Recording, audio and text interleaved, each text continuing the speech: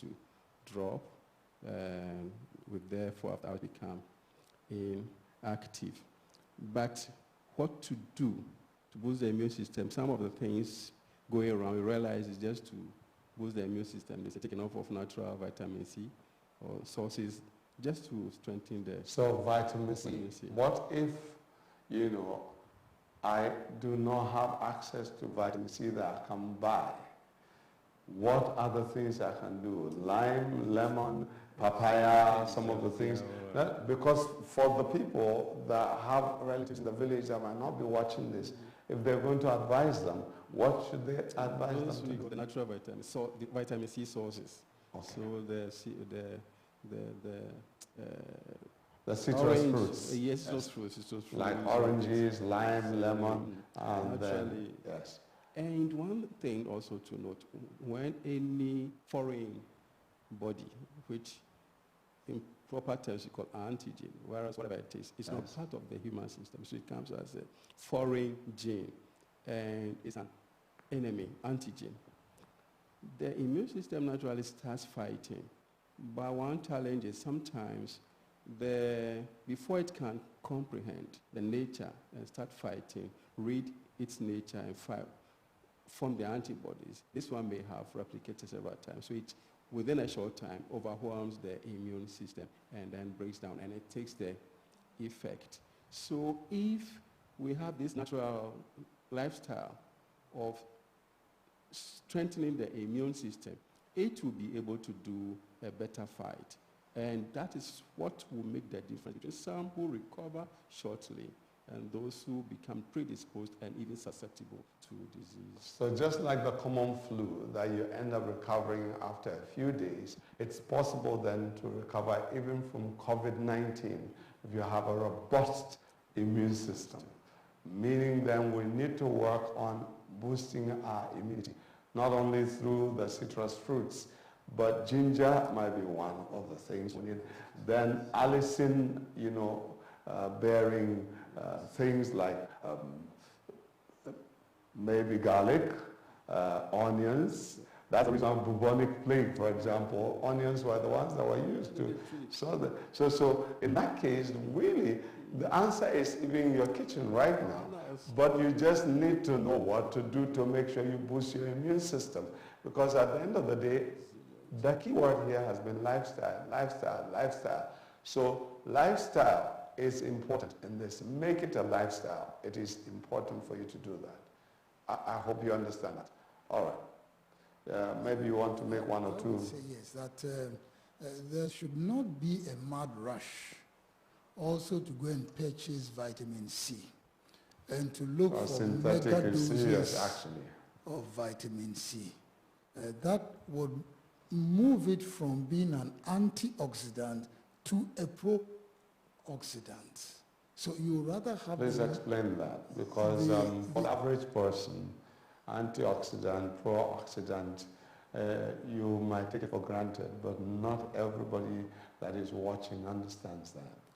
We want to boost the immune system. Yes. And as part of the process, the body has its own way of protecting us from what he said, invaders. Invaders that will weaken our system, like an apple that has been cut and left out.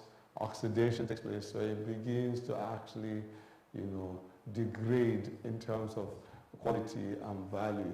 So it turns, brownish and all that. Right. So now it becomes actually not as solid as it was before. So that's oxidation. So antioxidant will be something that will stop it from going bad too fast. And then pro-oxidant will be something that is actually aiding that to happen. So then continue with what you're saying concerning vitamin C.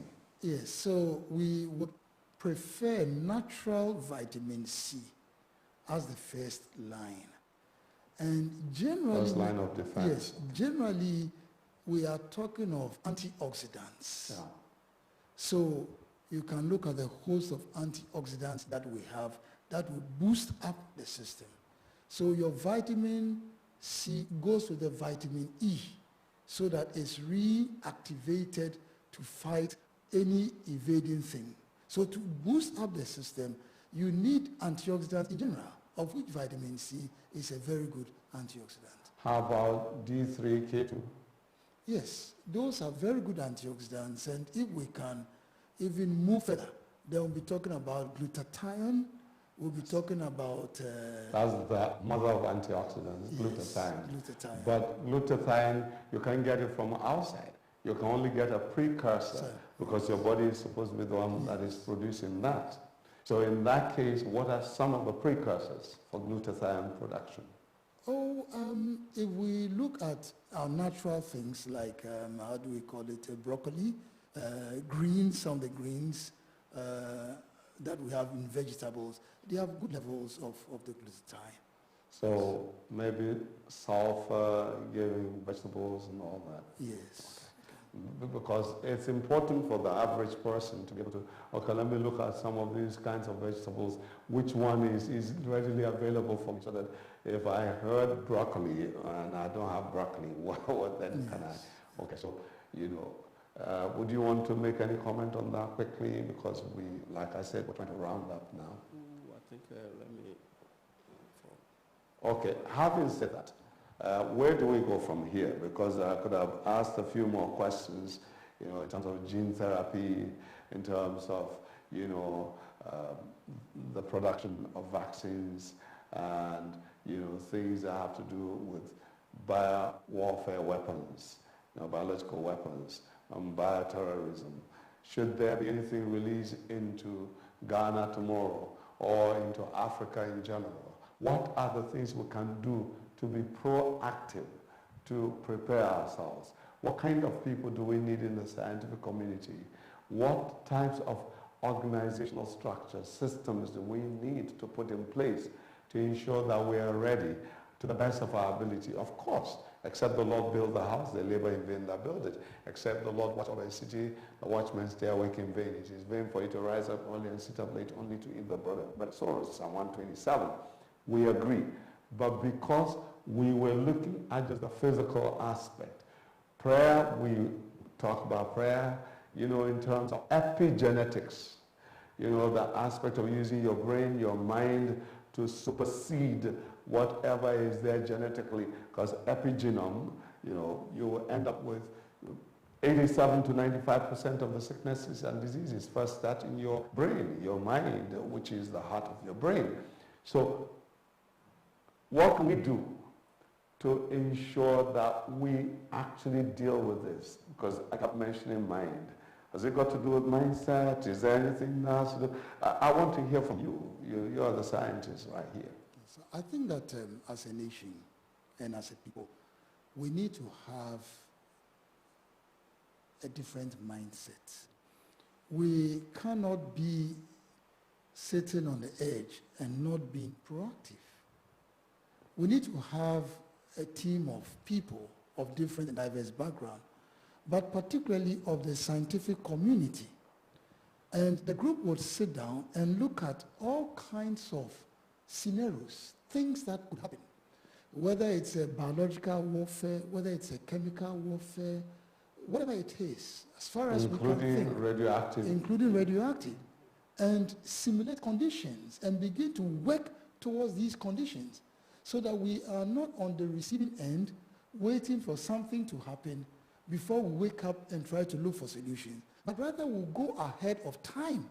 And I believe that once we have this group working effectively, looking at all possibilities that can happen 5, 10, 15, 20, 50 years from now, we should be able to have solutions that have been tested and protocols that will be in place should these things actually arise. So it's important then for the African leaders and governments to make sure we have functional academies of sciences where scientists, specialists, people that are consultants being formed into think tanks, and also people that are coming up with homegrown solutions, where we actually have things that are indigenous as against waiting for people from outside. Because, okay, it's good that we're talking about COVID-19. It came from outside. It didn't come from here. However, what about the ones that are here? What are we doing about them? Even in terms of fatality rates, you know, between Ebola, which was, you know, allegedly manufactured in a lab in Kahneman and all that, we've seen some of the declassified, well, at least part of the declassified, you know, documents talking about some of those things. But coming back to this, because that's not the most important thing here, we had in the case of Ebola, according to the Ugandan president, you know, fatality rates of about 69%. For malaria, you know, 93% of the deaths worldwide, globally, in 2017 and 2018 to an extent, came from Africa, about 17 countries, and all that. What are we doing concerning that? How do we come with homegrown solutions? What are some of the first lines of defense? Apart from sanitation, which we cannot overemphasize. What are some of the other things we could do? Because like I said, we're rounding up. I want us to, you know, speak possibly with your last words, you know, for each one of you. I think we need to look at our conditions around. You mentioned malaria. There are other conditions that do affect us as a people. And for years, scientists have been working around. But let's take it from what we have as our natural resources. What can we do with our natural resources? We know that as much as 40 to 50% of even synthetic drugs have come from natural products, plants and natural organisms, which finally active compounds are synthesized. And in our environment, we have a lot of natural things that have not been tapped. And we also know that as many as 70 to 80%, or as much as 70 to 80% of the population depend on the traditional medicine, if I should call that so. Therefore, let us begin to have a mindset that we have a lot of things in here that we need to focus on in terms of research. See what we have, our plants, you know, our animals, our environment, our soils. What do we have that we can harness to produce our own, as it were, medication or treatment formula, as against waiting for others to do it and give us synthetic alternatives, which may not be good for us. So I think that going forward, we should look at our systems. If we should take China as one example, that China is more confident in its own Chinese traditional medicine rather than any, you know, allopathic medicine. And we should begin to have that same mindset that God, within the location that he has given us, has provided everything that should make us healthy. It is for us to discover what God has made available to us. Well put, because if my memory serves me well, the Chinese, the recovery rate for even the COVID-19, the number of people recovered out of the 81,000 plus was about 72,000 thereabout. And that's about 89%, you know, recovery, as against, you know, 4% fatality rates. When you compare with other places, the best that they have had is 30%. In fact, I was told for Italy it's just about 11%, and fatality rate is about 9%. So these are things that we need to really look at, you know, as policymakers, policy interpreters, policy implementers. Is very important. But let's hear your last words before. Yeah, thanks so much, and thank Prof for that important point. I would say education is the commonest thing we can do.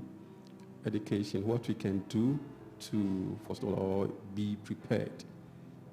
I was looking at trying to do a review because of on viral outbreaks. Yeah. And there was one big question, which will be the next emergent virus? It's difficult to predict. And where? Because of mobility, sometimes human beings interacting with forest species, animals, and things becomes the cause. So you want to look around, see where there's a rapid urbanization and things like that, which may predispose man to. But coming to our setting in the classroom, sometimes discouraging to find that when you have a class of about 50, you may find there's less than 5 interested in virology. Who want to study, go into virology. You go to the hospitals, most of the diagnoses and things or suspicions test for parasites or bacteria, no test for virus. And look around the world, the species that have caused most damage are the viruses. When you come to, the picking from what was said, putting a team together, it's very easy to pinpoint. Of the viruses that have caused most trouble are the RNA negative stranded. Their genome is not the normal. When you say RNA or DNA, come to RNA, it can be either positive sense, negative sense. The negative sense viruses, Ebola, Marburg, and Lassa, and all those, they cause the most harm. So if you want to target over all the sequences that are known to be prepared, pandemically prepared, you can just synthesize something. You know the cells that can support them. How to engineer this, if it's laboratory created or something like that. You just cut a piece of gene and put into another and put into an animal, find a response, harvest a serum, and see whether it can prevent an outbreak. These are things we can do, but it all calls for research. Research is expensive, and we are not going there. If you go into research, it could be to support bacteriology, histology, not the virus. So political will is very important, and then arousing interest that if somebody said, now there's COVID, so go to the footballers, you pay £89,000 per month to give you the vaccine. The virologists, you pay £1,800. You know, we being ahead of time is very possible.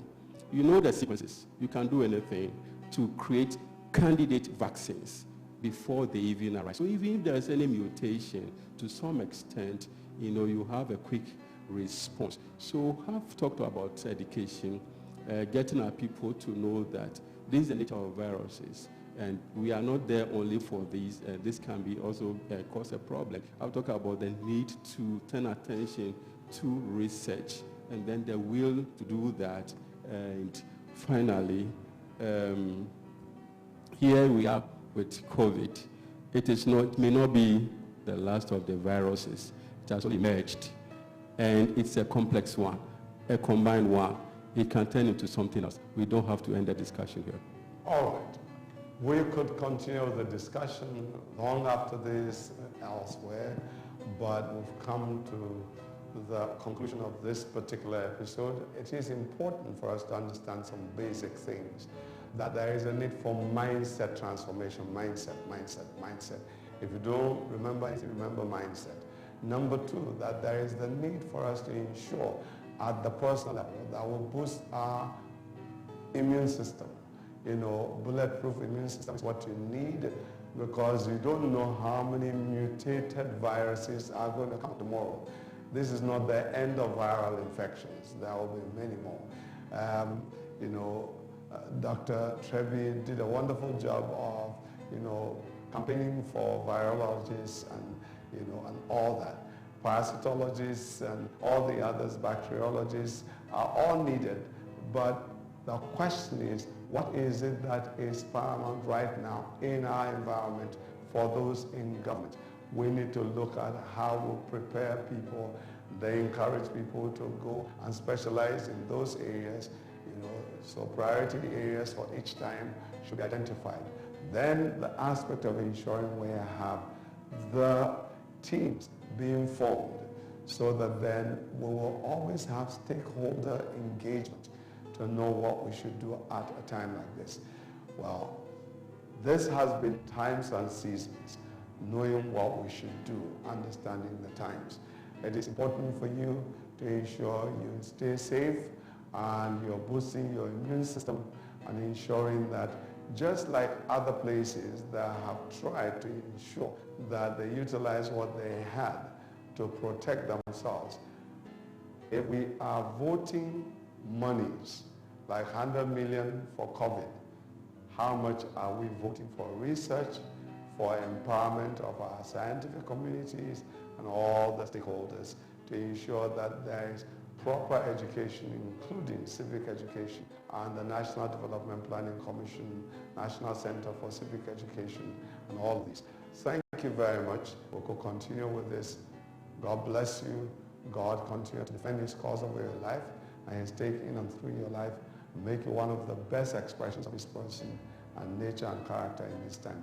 Remember, you're an eagle. Go to where the clear winds blow. Don't remain where the chickens are, just pecking at each other. Many people want to just criticize.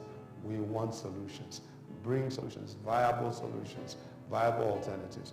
And may I conclude by saying this, that every one of us understands some basic thing about ensuring that not only homegrown solutions, could we use this time as an opportunity to develop our families, to develop intimacy in family life, to develop, communication in families, to develop even house fellowships for those of you that go for fellowships, to develop also our own intra-African trade. This is supposed to be the month that the Secretariat for the African Continental Free Trade Area should take off right here in Ghana. Now it's time for us to ensure that then we actually look at how things we used to import we can develop now. Because like we saw in the case of the apartheid regime, whenever